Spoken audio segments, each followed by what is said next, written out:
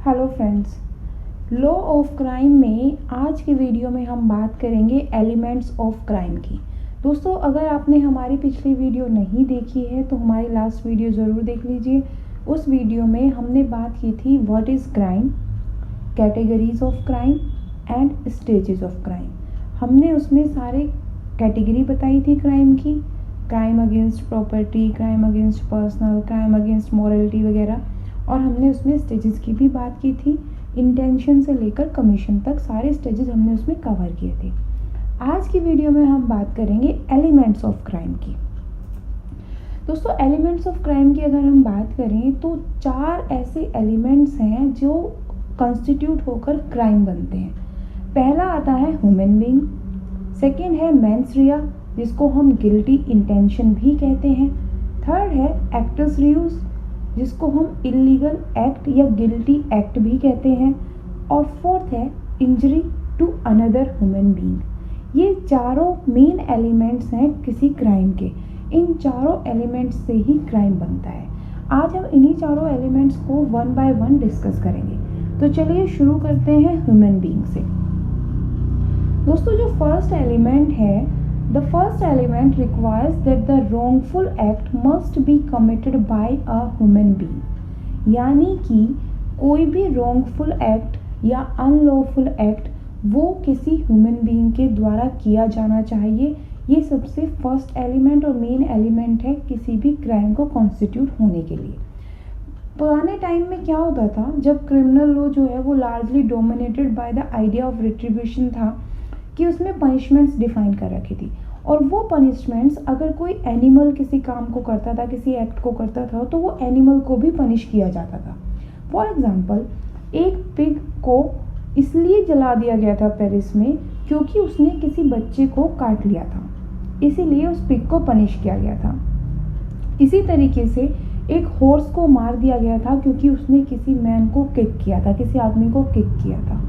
लेकिन अब अगर एनिमल के द्वारा कोई इंजरी होती है तो उस केस में वो एनिमल लायबल नहीं होगा उस इंजरी का, बल्कि उस एनिमल का जो ओनर होगा वो लायबल होगा उस इंजरी का, क्योंकि जो क्राइम का एलिमेंट है वो है ह्यूमन बीइंग।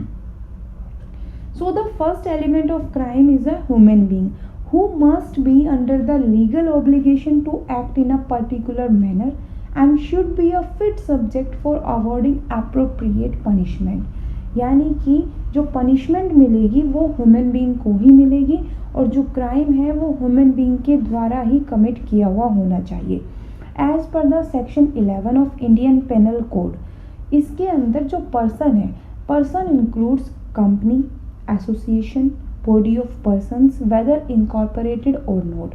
यानी कि यहाँ पर जो पर्सन है उसके अंदर आर्टिफिशियल पर्सन और जुरिडिकल पर्सन दोनों कवर होते हैं।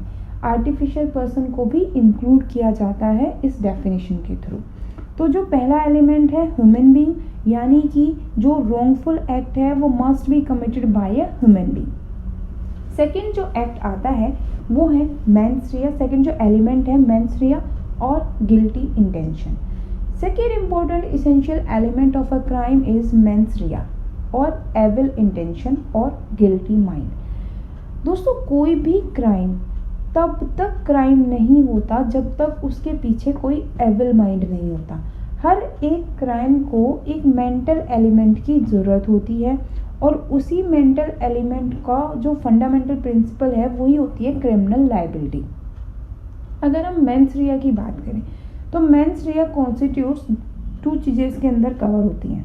पहला है there must be a mind at fault और intention to constitute a crime. यानी कि क्राइम को करने की एक इंटेंशन होनी चाहिए दिमाग में, यानी कि एक मेंटल एलिमेंट ज़रूर होना चाहिए। सेकेंड जो एलिमेंट है वो है the act becomes criminal when the actor does it with a guilty mind. यानी कि कोई भी एक्ट तब क्रिमिनल बनता है जब उसे करने वाला उस एक्ट को गिल्टी माइंड के साथ करे, यानी कि मेंटल एलिमेंट बहुत ज़रूरी है। फॉर एग्जाम्पल, अगर हम बात करें, अगर किसी causing injury to an assailant in self defence is not a crime. अगर आप किसी एसिलिएंट को सेल्फ डिफेंस में इंजर्ड कर देते हैं तो वो क्राइम नहीं माना जाएगा। लेकिन वो इंजरी अगर आप बदला लेने के उद्देश्य से उसको कर रहे हैं तो वो एक्ट क्रिमिनल बन जाएगा। यानी कि सेल्फ डिफेंस अगर आप करते हुए किसी को इंसर्ट कर रहे हो तो वो क्राइम नहीं है, लेकिन जब आपकी मेंटल स्टेट, जब आपके दिमाग में गिल्टी माइंड आपका होगा और आपकी इंटेंशन उससे बदला लेने की होगी, फिर आप उसको इंजरी करोगे तो वो क्राइम माना जाएगा। दोस्तों, mens rea is not an essential element to constitute a crime in following cases. कुछ केसेस ऐसे होते हैं जिनमें मेंस रिया इसेंशियल एलिमेंट नहीं होती, यानी कि गिल्टी इंटेंशन हो या ना हो उससे फ़र्क नहीं पड़ता, वो क्राइम ही माना जाता है। वो है एक्ट्स और omissions which are not criminal in real sense but are prohibited in public interest. यानी कि पब्लिक इंटरेस्ट में अगर किसी एक्ट को प्रोहिबिट किया गया है, बेशक से वो रियल सेंस में इतना क्रिमिनल ना लगे, तब भी वो एक क्राइम कहलाएगा। Public nuisance, civil rights protected by criminal law for which summary remedies provided by incorporation as offense have regard to the importance and urgency of maintaining such right। तो ये ऐसी कंडीशंस हैं जिनमें मेंस रिया ना भी हो, mains रिया missing भी हो, तो भी वो एक क्राइम ही कहलाएगा। दोस्तों, इंडिया के अंदर मेंस रिया वर्ड को कहीं भी डिफाइन नहीं किया गया है। इंडियन पिनल कोड की अगर हम बात करें तो उसमें मेंस रिया डिफाइन नहीं किया गया है। मेंस रिया की बजाय जो वर्ड्स यूज़ किए गए हैं वो है dishonestly, fraudulently, voluntarily, intentionally, knowingly. But ये जो वर्ड्स हैं ये various sections of the code में कवर किए गए हैं और ये यही इनकॉर्पोरेट करते हैं कि there must be a guilty mind to constitute the crime. यानी कि किसी भी क्राइम को कॉन्स्टिट्यूट करने के लिए गिल्टी माइंड का होना बहुत ज़रूरी है। अब अगर हम एक्सेप्शन की बात करें कि मेंस रिया की एक्सेप्शंस क्या हैं, दोस्तों कुछ एक्ट ऐसे होते हैं जो कंपल्शन में किए जाते हैं। अगर कोई एक्ट ऐसा है जो कंपल्शन में किया जा रहा है, वॉलंटरीली नहीं किया जा रहा है, इंटेंशनली नहीं किया जा रहा है, तो उस एक्ट को मेंस रिया में नहीं माना जाएगा। जैसे कि for example, if the consequences not looked for the act may be voluntarily but not intentional. For any criminal liability, there must be a voluntary act. This preposition derived from the maxim actus me invite factus known as mens actus, which means act done by me against my will is not my act. यानी कि अगर आप कोई काम ऐसा करते हैं जो आप अपनी मर्जी से नहीं कर रहे हैं, आप किसी और के दबाव में या किसी डर की वजह से वो काम कर रहे हैं, तो आप उस एक्ट के लिए गिल्टी नहीं माने जाओगे। For example, A holds B and compels him at gun point to open the lock of C's house. तो यहाँ पर जो बी सी के घर का दरवाज़ा तोड़ेगा वो उसकी विल नहीं है, वो उसका इंटेंशनल एक्ट नहीं है, वो उसने अपनी मर्जी से नहीं किया है। तो यहाँ पर जो बी है वो गिल्टी नहीं माना जाएगा। The basic requirement of the principle of mens rea is that accused must have been aware of all those elements in his act which make it the crime with which he charged। यानी कि ये इसका basic principle है mains रिया का कि accused को पता होना चाहिए कि वो जो काम कर रहा है या जो उसके माइंड में वो क्रिमिनल थॉट है, जो मेंटल स्टेट है, उसका क्या असर होने वाला है, उसको पता होना चाहिए कि उससे क्या क्राइम होने वाला है। जब वो इंटेंशनली उस काम को करेगा तभी वो क्राइम माना जाएगा। अब यहाँ पर एक कंसेप्ट आता है स्ट्रिक्ट लायबिलिटी का। दोस्तों, strict liability crimes are those in which defendant is held liable for a criminal offense he committed even if mens rea is absent.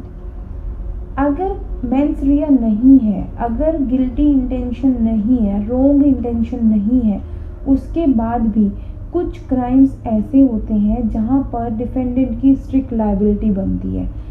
दो the defendant did not intend any harm by his action and was completely unaware that he was committing an illegal act, the doctrine of strict liability holds him liable for the criminal offense committed।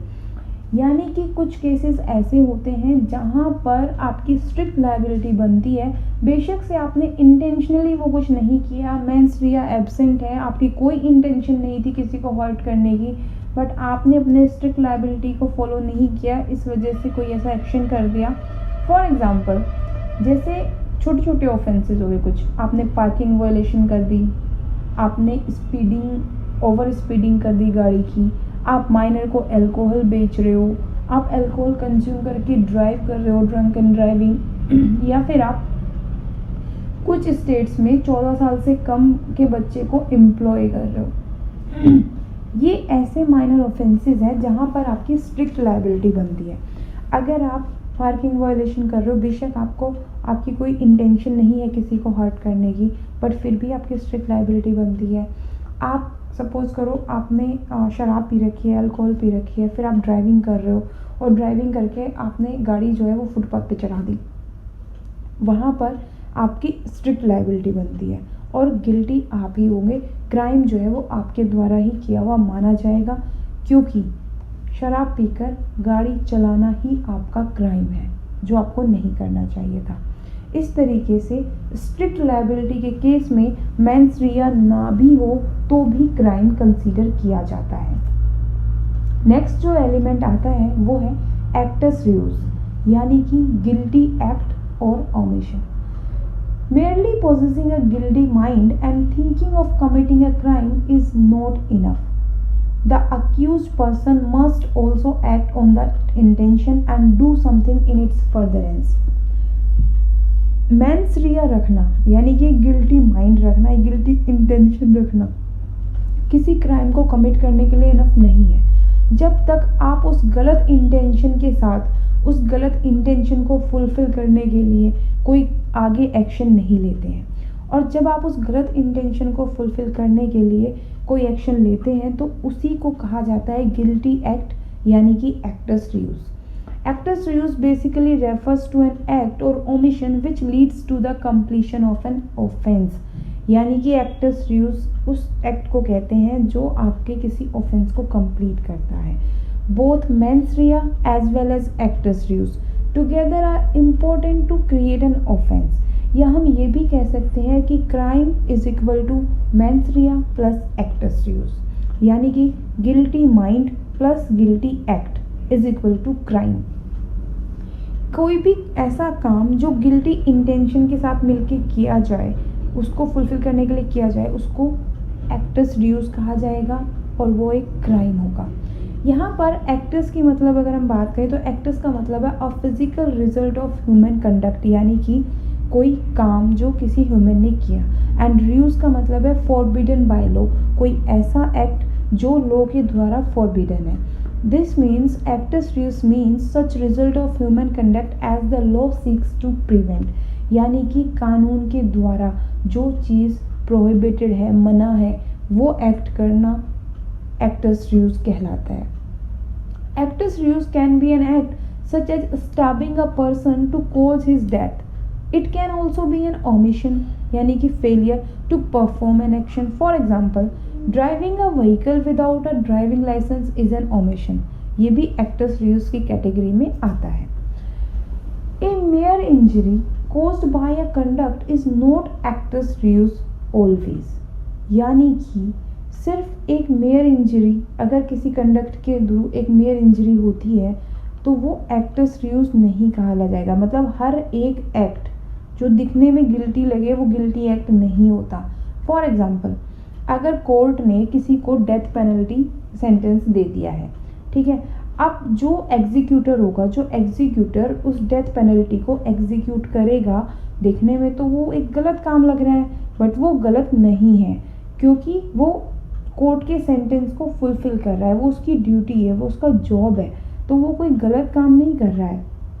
इसी तरीके से अगर कोई army man border पे है और कोई terrorist attack कर देते हैं, वो टेररिस्ट को मारता है, तो वैसे तो मर्डर गलत काम है, बट क्योंकि उनकी ड्यूटी यही है और वो किसी गिल्टी इंटेंशन के साथ नहीं किया गया, इसीलिए ये एक्टस रियूस की कैटेगरी में नहीं आता, ये गिल्टी एक्ट की कैटेगरी में नहीं आता है। अब जो नेक्स्ट एलिमेंट आता है injury. The fourth requirement of a crime is injury to another person और to the society at large. The injury should be illegally caused to any person in body, mind, reputation or property as according to section 44 of IPC 1860.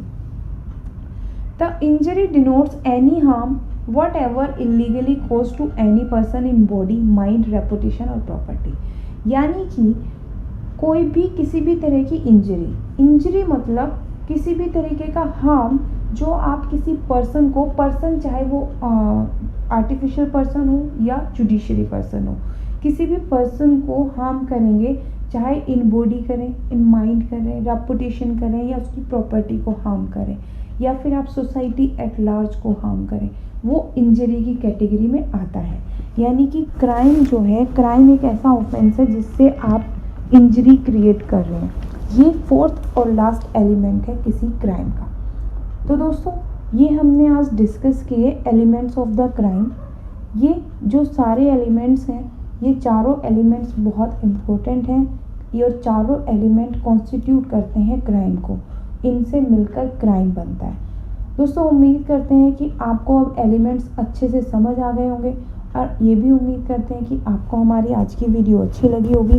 तो अगर ये video आपके लिए थोड़ी सी भी helpful लगी तो इस वीडियो को लाइक ज़रूर कीजिए, अपने दोस्तों के साथ भी शेयर कीजिए और इसी तरह की वीडियोस के लिए हमारे चैनल को सब्सक्राइब कर दीजिए। Thank you.